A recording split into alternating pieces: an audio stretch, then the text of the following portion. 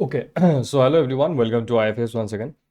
तो all the जो भी जितने भी सारे सेट या फिर पीएससी एस्पिरेंट्स, तो आप लोगों के लिए एक शॉर्ट शॉर्ट क्वेश्चंस में लेके आया हूँ। ये आपके लिए बहुत ही इंपॉर्टेंट लाइक शॉर्ट्स वीडियो होने वाला है, जिसमें से आपको डिफरेंट टाइप ऑफ जो कंसेप्ट है, उस कंसेप्ट से किस तरीके के क्वेश्चंस पूछे जा सकते हैं और किस तरीके के क्वेश्चंस पूछे जाते हैं। तो मतलब ये ऑब्वियसली पीवाईक्यू टाइप सी क्वेश्चंस आपको देखने को मिलेगा। तो पहले तो हम लोग एक बात कर लेते हैं कि शॉर्ट शॉर्ट क्वेश्चंस मतलब ऑब्वियसली पीएससी के लिए ये बहुत ही ज़्यादा इंपॉर्टेंट हो जाता है।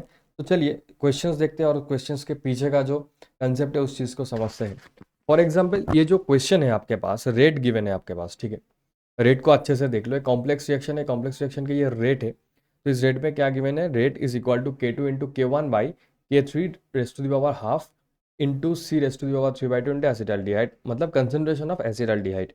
अब यहाँ पे क्वेश्चन क्या पूछा गया है कि where C acetaldehyde concentration denotes the concentration of the acetaldehyde. Fine, no problem. If the activation energies involved with the various steps of the above mentioned reactions are E1, E2 and E3, then the overall activation energy is given as। तो इस तरीके का अगर आपके पास questions पूछे जाते हैं, ये केमिकल काइनेटिक्स के एक बहुत ही मशहूर कॉन्सेप्ट है। केमिकल काइनेटिक्स के एक इंपॉर्टेंट सा कॉन्सेप्ट है, which is nothing but Arrhenius equation, right. Which is nothing but Arrhenius equation. तो अर्हेनियस इक्वेशन में हमें ये पता है कि के जो है that is equal to e raised to the power E A by R T, ठीक है। ये हमारा एक रिलेशन और ये एक हमारा इक्वेशंस हो जाते हैं। तो फ्रॉम दैट यहाँ से हम लोग क्या कर सकते हैं, यहाँ से हम लोग एनर्जी ऑफ एक्टिवेशन को कैलकुलेट कर सकते हैं। इन जनरल क्या होगा, हम लोग अगर इसका लॉग ले लेते हैं तो इट विल हैव, ओके यहाँ पे मैंने मेंशन करना भूल गया, लॉग ए रहेगा। Log A is nothing but the pre exponential factor minus E A by R T. अच्छा ओके, यहाँ पे ए जो है that is known as pre exponential factor, that is known as pre exponential factor, और इसको frequency factor भी बोला जाता है, ठीक है। और इसको फ्रीक्वेंसी फैक्टर भी बोला जाता है। देन ये इज द एक्टिवेशन एनर्जी, ये is the activation energy, okay. T is nothing but the temperature, इसको यहाँ पे मैं लिख देता हूँ, T is nothing but the temperature. यहाँ पे आपको क्या चीज़ ध्यान रखना है, इस तरीके का अगर क्वेश्चन पूछा जाए, यूजुअली आप क्या करोगे सर, पूरा लॉग लेना स्टार्ट करोगे। अब यहाँ पे जो के गिवन है, that means K is equal to K2 into K1 by K3 raised to the power half, ठीक है। ओवरऑल और इफेक्टिव रेट कांस्टेंट हम लोग इसको कह सकते हैं। तो इस के रेस्पेक्ट में इसका अगर हम लोग एक्टिवेशन एनर्जी कैलकुलेट करना कोशिश और चाहते हैं, तो देखो K1, K2 एंड K3 के लिए respectively activation energy we will consider as E1, E2 and E3।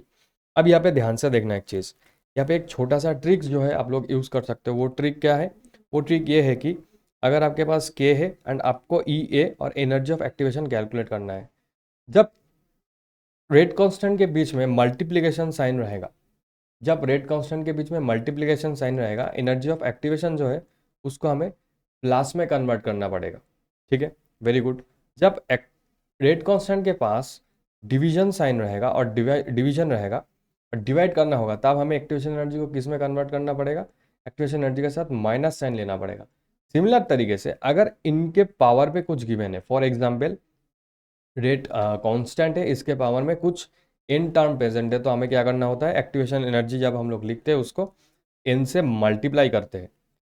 That means क्या हो गया, मल्टीप्लिकेशन है तो पॉजिटिव, डिवीजन है तो नेगेटिव, एंड पावर में कुछ है तो उसको हमें मल्टीप्लाई करना पड़ेगा, बाकी प्लस माइनस जो भी है वो तो एज इट इज रहेगा। So from there what we can say कि लॉग के और K is equal to this given है, ठीक है। K is equal to K2 into K1 by K3 raised to the power half. अब इसका अगर हम लोग एक्टिवेशन एनर्जी में कन्वर्ट करें, के जगह पे हम लोग क्या लिखेंगे, डायरेक्टली ए लिखेंगे अरेनियस इक्वेशंस के अकॉर्डिंग जो एक्टिवेशन एनर्जी होना चाहिए। K2 है, K2 की जगह पे हम लोग क्या लिखते हैं, E2 लिखते हैं, बिकॉज यहाँ पे चलो K2 की जगह पे E2 लिख लिया मैंने। अब इनके साथ ये दोनों ही मल्टीप्लीकेशन में है, ब्रैकेट के अंदर है, दैट मीन्स ये मल्टीप्लीकेशन है, तो इसके बीच में हमें क्या साइन रखना पड़ेगा, पॉजिटिव साइन रखना पड़ेगा, पॉजिटिव साइन रखना पड़ेगा। अब K1 हमें पहले लिखना है, लेकिन देखो इसके ऊपर ब्रैकेट में हाफ गिवन है, दैट मीन्स यहाँ पे क्या बोला था, अगर पावर में होता है तो वो मल्टीप्लाई हो जाता है, तो यहाँ पे मुझे मल्टीप्लिकेशन करना पड़ेगा हाफ से। ब्रैकेट ले लिया मैंने, K1 के जगह पे मैं लिखूंगा E1, और देखो इनके बीच में डिवीजन साइन है, डिवीजन होगा तो माइनस होगा, समझ में आ रहा है। तो E1 माइनस E2, ये हमारे पास एक रिलेशन आ गया है। तो इसको मैं किस तरीके से लिख सकता हूँ, तो E2 plus E1, half E1 minus, sorry यहाँ पे E2 नहीं E3 होगा ये।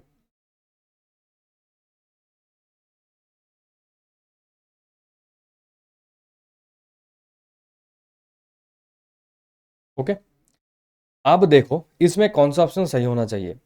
आपको अगर आप ऑप्शंस देखते हो, ई सबके साथ हाफ मल्टीप्लाइड है, तो फर्स्ट ऑफ ऑल E2 के साथ तो हाफ मल्टीप्लाइड है ही नहीं। तो इसमें से कौन सा होगा, कौन सा होगा, कौन सा होगा, बताओ बताओ बताओ बताओ बताओ। इसमें से हमें जो दिखाई दे रहा है, E1 माइनस E3 सब जगह पे है, लेकिन 2E3 जहाँ पे है उसको कैंसिल आउट कर लो, क्योंकि E3 के आगे 2 कहीं पे भी प्रेजेंट नहीं हो सकता। इवन E1 के आगे भी 2 कहीं पे भी प्रेजेंट नहीं हो सकता। तो बी एंड सी ऑप्शन हो जाएगा गलत। अब इन दोनों में से कौन सा होना चाहिए, इन दोनों में से कौन सा होना चाहिए बताओ। देखो E2 के आगे हाफ, अगर हम लोग यहाँ पे ओवरऑल हाफ को कॉमन ले लेते हैं, तो क्या E2 के आगे क्या होना चाहिए, 2 होना चाहिए, तभी तो E2 सिंगल बैठेगा। बाकी प्लस E1 माइनस E3, ये हमारे पास आ जाएगा overall equation.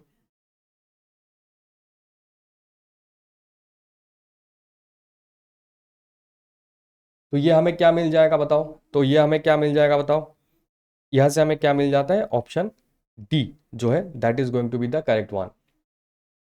Option D that is going to be the correct one. तो डी ऑप्शन से हमें ये मिल जाता है द रेट कांस्टेंट का ओवरऑल रिएक्शन, ठीक है, द ओवरऑल एक्टिवेशन एनर्जी।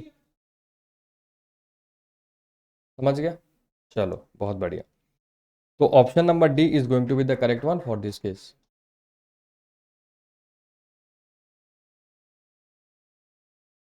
ठीक है, सिमिलरली अगर हम लोग और एक क्वेश्चंस देख लेते हैं, ये क्वेश्चंस तो काइनेटिक्स, केमिकल काइनेटिक्स के क्वेश्चन है।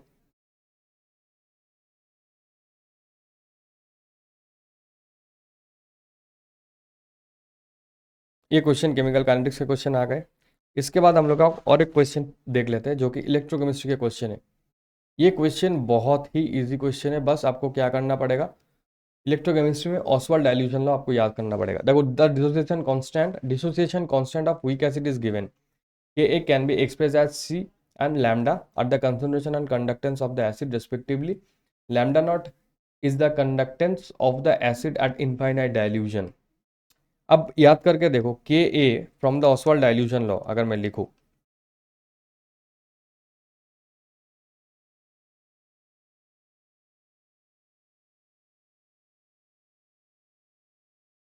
From the Ostwald dilution law क्या हो जाएगा, Ka जो होगा that is going to be C alpha divided by 1 minus alpha, C alpha square, sorry C alpha square. This is for any kind of dissociation, for any weak acid, this is the dissociation constant C alpha square by 1 minus alpha. अब alpha क्या है, according to the concentration और according to the electrolytic और according to the electrochemistry, sorry, according to the conductance what is the alpha, alpha is nothing but lambda M divided by lambda am not. तो lambda M की जगह पे हम लोग इसको इस तरीके से भी कंसिडर कर सकते हैं, दोनों ही सेम चीज़ है, ठीक है, दोनों ही सेम चीज़ है। तो बस अल्फा की जगह पे इस वैल्यू को आपको पुट करना है। तो के ए क्या हो जाएगा, सी तो एज इट इज़ रहेगा, अल्फा की जगह पे हमें lambda m by lambda M not इसका स्क्वायर लेना है divided by 1 minus lambda m by lambda am not.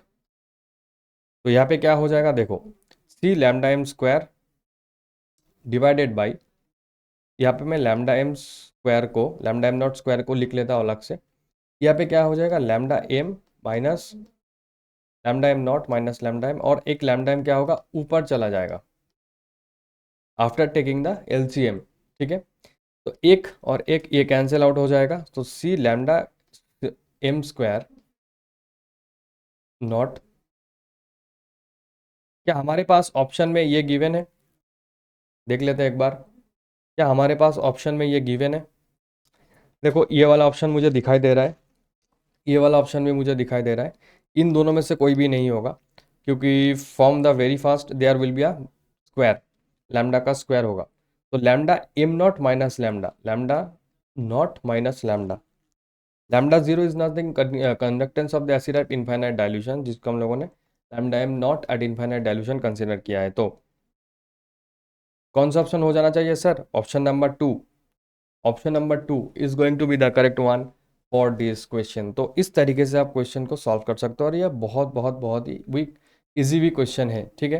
तो इस तरीके का क्वेश्चंस को आप जस्ट याद रखना है, ऑसवाल्ड डाइल्यूशन लॉ से इसको कनेक्ट करवाना है बस, और कुछ नहीं, तभी आपके पास सारा आंसर आ ही जाएगा। क्लियर है? तो आई होप आपको समझ में आ गया होगा। तो thank you and happy learning. Okay.